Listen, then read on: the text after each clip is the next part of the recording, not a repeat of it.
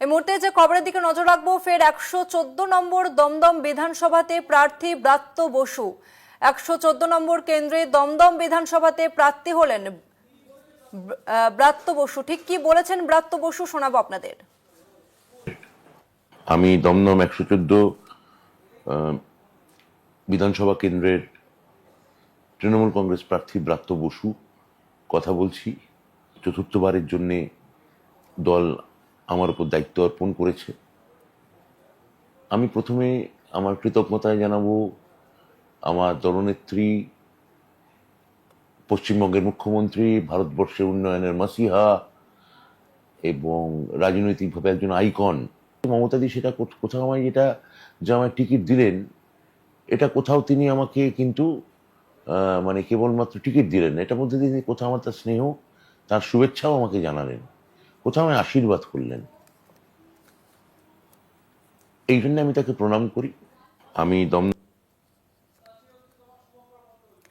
আরো বিস্তারিত জানবো, আমাদের সঙ্গে ফোন লাইনে রয়েছে প্রতিনিধি শুভঙ্কর মণ্ডল। শুভঙ্কর, 114 নম্বর দমদম বিধানসভাতে প্রার্থী করা হলো ব্রাত্য বসুকে।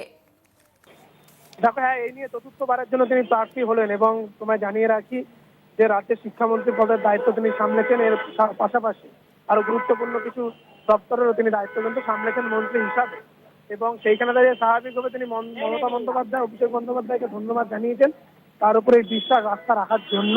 এবং এই মুহূর্তে যে ঘোর সংকট চলছে দেশ জুড়ে, তোমায় জানিয়ে রাখি কেন্দ্রীয় সরকার, বিশেষ করে কেন্দ্রের বিজেপি পরিচালিত সরকার যেভাবে মানুষের ওপর বিভিন্ন সমীকরণে আঘাত নামিয়ে আনছে, এলপিজির গ্যাস দাম বৃদ্ধি থেকে শুরু করে বাঙালি অস্মিতা নষ্ট, সেখানে বাঙালিদের উপর আক্রমণ, এই যাবতীয় বিষয়গুলো দেশের মানুষ এই মুহূর্তে সমস্যায় রয়েছে। তাই মমতা বন্দ্যোপাধ্যায় ফের আস্থা দেখিয়েছেন ব্রাত্য বসুর ওপর। আজ কথা বলতে গিয়ে ব্রাত্য বসু জানিয়েছেন দমদম বিধানসভা কেন্দ্র থেকে অন্য কাউকে তিনি বেছে নিতেই পারতেন, মুখ্যমন্ত্রী মমতা বন্দ্যোপাধ্যায় বা অভিষেক বন্দ্যোপাধ্যায়, কিন্তু ব্রাত্য বসুর ওপর পুনরায় তিনি আস্থা দেখিয়েছেন এবং সেইখানে দাঁড়িয়ে গ্রাসরুট লেভেল থেকে তিনি রাজনীতি করছেন বলে ব্রাত্য বসু তিনি জানিয়েছেন। এবং সেইখানে দাঁড়িয়ে স্বাভাবিকভাবেই তিনি এই যে উন্নয়নের কর্মযজ্ঞ তৃণমূল সরকারের, সেই কর্মযজ্ঞে তিনি সামিল হতে পেরেছেন বলে তিনি খুশি।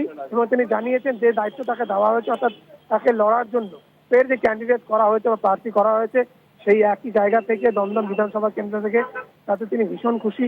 সম্মানের সঙ্গে তিনি ধন্যবাদ জানিয়েছেন মমতা বন্দ্যোপাধ্যায় এবং অভিষেক বন্দ্যোপাধ্যায় সহ তৃণমূলের সমস্ত যারা রয়েছেন, কর্মী সমর্থক, অন্যান্য নেতারা, নেতৃত্ব সবাইকে।